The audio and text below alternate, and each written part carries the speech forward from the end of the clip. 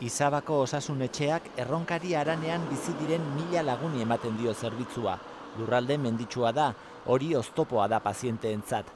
Gainera, Nafarroako beste guneekin alderatuta, biztanle gutxiago daude, baina adineko gehiago. 75 urtetik gorakoek ematen duten lana, 40koek ematen dutenaren bikoitza edo hirukoitza da. Gainera, asteburuetan eta oporretan bertara doazenei ere zerbitzua eman behar diete.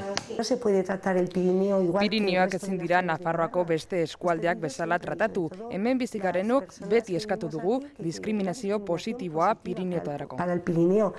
Horregatik, naiz eta krisian egon, osasun zentroetako langileen baja eta ordezkapen guztiak betetzea eskatzen dute, eta zentroetan bertan larrialdietarako guardiak orain arte bezala, 24 ordukoa izaten jarrai dezala.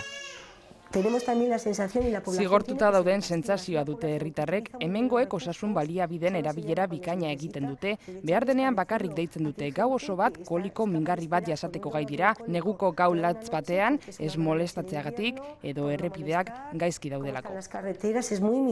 Pirinioetako osasun zentruetako mediku eta erizainen beste eskaera bat da, osasun zerbitzu gehiago ekartzea herri hauetara.